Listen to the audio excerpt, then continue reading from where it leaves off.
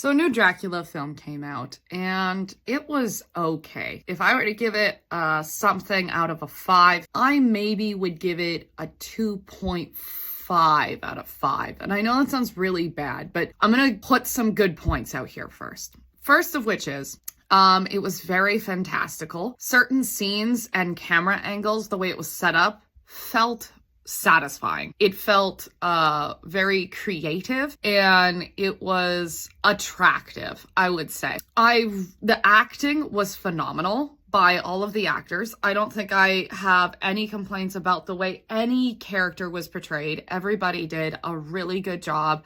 The character who plays as Nina was enchanting, and the actor who played as Dracula was such a good Dracula. The points of the film that I felt were the weakest was the overall storytelling.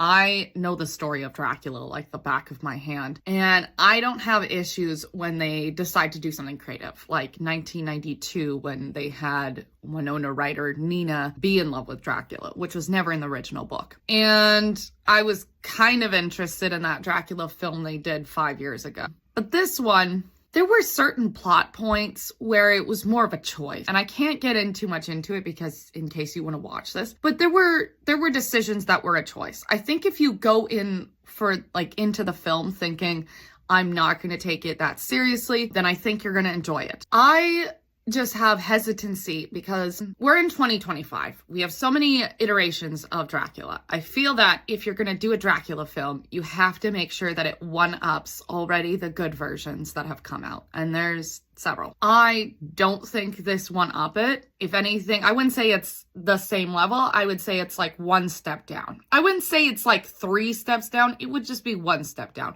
There are elements of the plot where it was just a choice. It wasn't necessary. I felt that they stripped down Nina's character later in the movie, and the ending didn't really make a whole lot of sense. There were just elements that I think on one level, the director really punched one of the true essences of Dracula, which is his relationship with God. But then on the other hand, I felt that they didn't do enough, say at least specifically concerning Nina.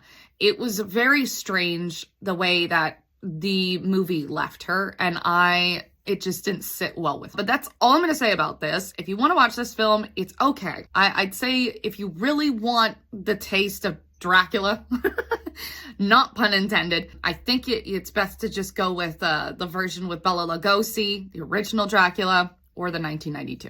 Let me know what you think if you've seen it.